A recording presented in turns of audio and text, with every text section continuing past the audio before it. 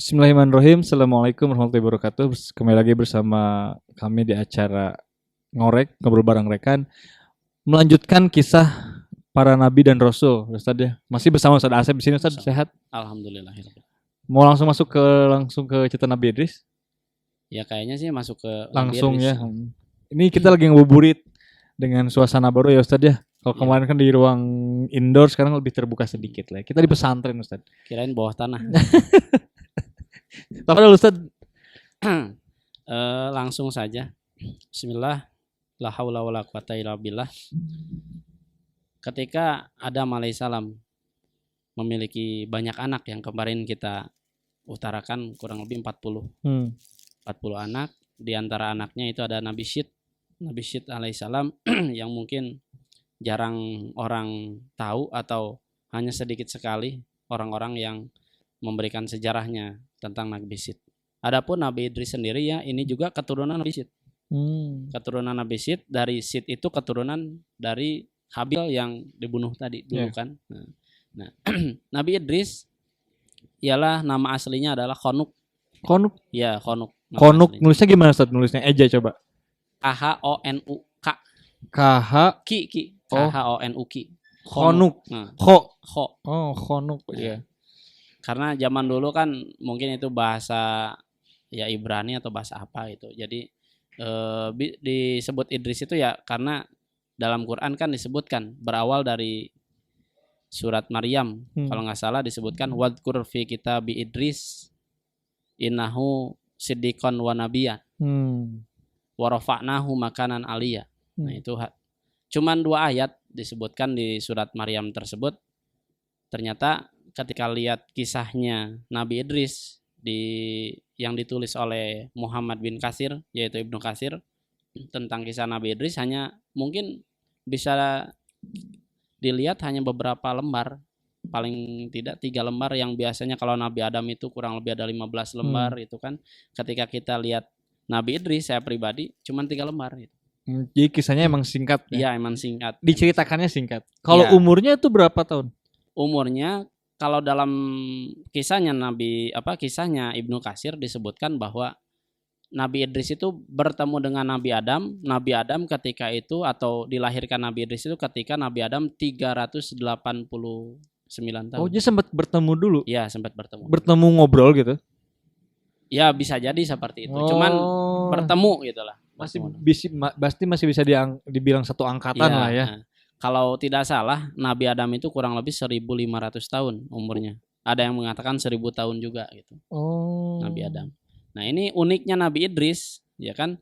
Di sana disebutkan bahwa ayat di surat Maryam tersebut, di ayat setelahnya warfa'nahu makanan aliyya, banyak orang yang beranggapan bahwa Nabi Idris itu seperti halnya Nabi Isa. Diangkat. Kan Nabi Isa diangkat. Nah, banyak orang menganggap bahwa Nabi Idris itu belum mati loh. Karena Nabi Isa pun diangkat belum mati. Dan nanti akhir zaman akan turun. Kayak gitu. Jadi Nabi Idris juga sama? Nah, kalau Nabi Idris berbeda. Berbeda. Di dalam riwayat Bukhari Muslim dijelaskan ketika Rasul Isra Mi'raj, Rasul bermi'raj di langit keempat bertemu Nabi Nuh. Dan di sana ada Idris. Tapi meninggal berarti kan? Meninggal. Nah, kan tadi disebutkan di ayat tersebut bahwa warafa'nahu makanan aliyya, kami akan angkat Idris ke tempat yang mulia. Nah, di dalam tafsirannya Imam Ibnu Katsir menyebutkan bahwa ketika malaikat maut ini bingung gitu. Kenapa Nabi Idris saya harus mencabut seseorang, satu jiwa yang dimana dicabutnya itu di langit keempat. Seperti apa? Dan ternyata itu ketika Nabi Idris datang seorang tamu, yang itu tamu itu malaikat, datang ke Nabi Idris dan dikatakan, ya Idris, sesungguhnya ajalmu dekat. Terus Idris bertanya, di mana malaikat maut? Malaikat maut ada di langit keempat, gitu kan. Nah, ketika itu tanyakan kepada malaikat maut berapa hari lagi atau beberapa berapa bulan lagi kah umurku gitu kan. Maka kata malaikat yang membawa Nabi Idris berkata kepada malaikat maut, dikatakan, malaikat maut, aku mendapatkan amanat dari Idris berapa hari lagi umurnya. Maka malaikat itu mengatakan, umur yang ditanyakan engkau kepada saya, umur seseorang itu hanya sekedipan mata. Sebentar berarti. Ya, tiba-tiba ketika malaikat yang membawa Idris di punggungnya itu melihat, oh ternyata Idris sudah meninggal. Dan meninggalnya diangkat di langit keempat. Cuman itu hadisnya mungkar. Tapi hadis yang sahih dari Sahihain atau Bukhari Muslim menyebutkan bahwa Idris itu diangkat dulu oleh malaikat yang tadi, kemudian dicabutlah nyawanya oleh malaikat maut di berarti nggak di bumi? Tidak di bumi. Oh, nggak di bumi. Alasannya apa, Ustaz? Nah, itu tidak disebutkan alasannya. Cuman intinya Allah sebelumnya berfirman, wahai Idris, engkau ini adalah orang yang senantiasa memberikan amalan-amalan terbaik untuk saya. Maka berikan lagi ke saya amalan terbaik untukmu. Gitu. Oh ya. Nah itu kan kalau dari segi dari ceritanya tuh pakai secara keseluruhan. Kita sekarang lebih mendetail lagi, Ustaz. Nah sebenarnya Nabi Idris itu siapa tadi, nama Khanuk. Kenapa diganti pakai jadi Idris? Ada ceritanya nggak, Ustaz? Nah di sana di buku yang saya baca dari kisah Qisasul Anbiya karangan Ibnu Katsir, di sana tidak disebutkan. Yang jelas di sana ada riwayat-riwayat yang riwayat-riwayatnya itu lebih mengerucut kepada kematian Idris dan kenapa bisa diangkat gitu. Nah di situ disebutkannya seperti itu. Cuman yang menarik kata Imam Ibnu Katsir sebelum Idris diangkat atau meninggal dunia, kata Imam Ibnu Katsir, beliau itu adalah seorang ahli perbintangan. Jadi ahli perbintangan dan seseorang yang pertama kali menulis dengan pena. Dan Rasul juga bersabda dalam riwayat yang sahih, barang siapa yang menulis di pasir, maka itu adalah tulisannya. Maksudnya ya Idris pertama kali nulis di pasir, orang yang nulis di pasir berarti sama kayak Idris. Seperti itu. Oh, jadi ya sebenarnya ya Nabi Idris itu di yang pertama kali menuliskan nulis lah. Nulis. Berarti zaman Nabi Adam belum ada tulis-tulis kalau ya. Kalau zaman Nabi Adam belum ada. Ada juga paling pakai pahatan gitu kan. Oh, masih pahatan. Makanya kenapa Nabi Idris itu dibilang adalah nabi pertama yang menulis dengan pena. Nah, untuk kesehariannya Nabi Idris, apa Nabi Idris punya istri ya, Ustaz? Nabi Idris dikisahkan ya memiliki pasangan juga. Cuman kesehariannya ada yang mengatakan dia seorang penjahit, ahli jahit gitu kan. Dan pertama kali pencipta dari pakaian jahit yang dari bulu binatang itu ya Nabi Idris. Oh, pertama kali. Ya. Yang bikin pola-pola jahitan baju tanya Nabi Idris lah. Cuman itu kisahnya Israiliyat. Nah, cerita yang aslinya ada nggak sih, Ustaz? Kan kita kalau penasaran. Cerita yang asli ya dari kutipan Ibnu Katsir yaitu beliau adalah seorang ahli perbintangan. Maksudnya perbintangan gimana? Ahli nujum, ahli bintang, bukan berarti dukun ya. Bukan. Virgo gitu nggak? Bukan itu, tapi perbintangan astronomi lah kalau sekarang. Maaf deketin ke. Kalau zaman sekarang astronomi gitu. Jadi lebih tepatnya Nabi Idris bisa disebut astronot. Astronot. Tapi belum pernah ke bulannya. Ya, tapi udah langit keempat. Oh iya, langsungnya terkeduk ke bulan. Nah, kalau misalkan ada nggak orang-orang yang nggak banyak tahu tentang cerita Nabi Idris, ada nggak, Ustaz? Banyak sih orang-orang yang mungkin hanya sedikit sih yang tahu tentang kisahnya Nabi Idris. Bahkan kalau kita ambil dari kitabnya atau bukunya orang-orang sufi atau orang-orang yang dimana senantiasa mengambil hadis-hadis mungkar tentang Israiliyat, di situ disebutkan banyak detail.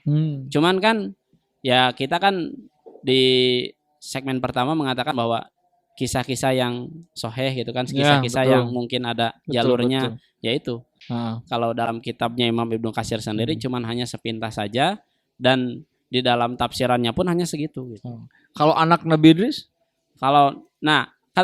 Ketika Nabi Idris turun atau dilahirkan, Nabi Idris memiliki beberapa anak, di antaranya yang nanti generasi kenabian dan Rasul pertama yang diutus oleh Allah ialah Nuh alaihissalam. Oh, jadi turunan Nuh itu Nabi Idris. Ya, Nabi Idris kakeknya uyutnya Nuh gitu ya. Terus kakeknya baru Nuh gitu. Oh. Jadi ada 3 generasi. Kalau Nabi Idris sendiri itu dilahirkan dari turunan Nabi Adam berarti dari kan Adam. Mau enggak mau kan ya. Dari siapa?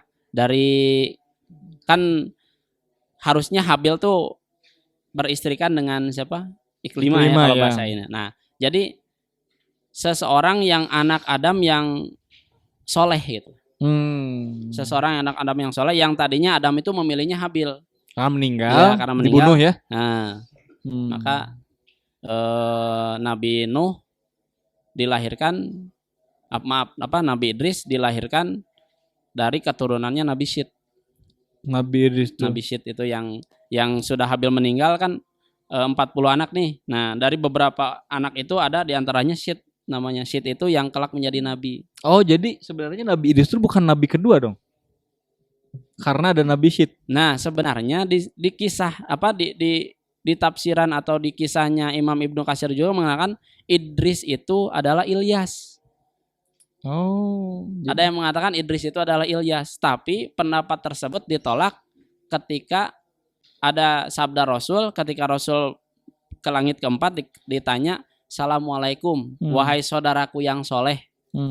Ya, di situ ditolaknya. Kenapa? Saudaraku yang soleh. Berarti kalau saudara masih keturunan di sana. Iya.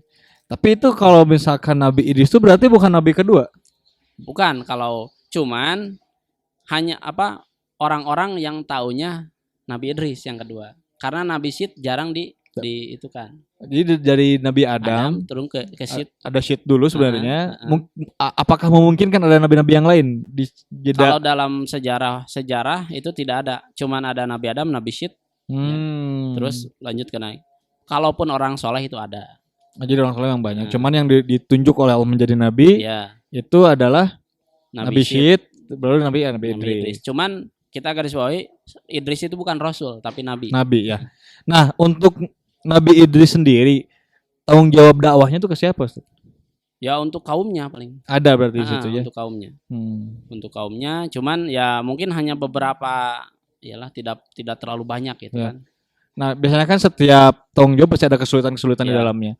Nah, untuk kesulitan sendiri yang dihadapi oleh Nabi Idris apa selama berdakwah? Sebenarnya kesulitan dalam berdakwah itu tidak ada sih. Karena ya istilahnya dakwahnya juga ke adik kakak. Cuman yang ada halangannya itu ya anak-anak Kabil. Oh, Al-Kabil masih ada.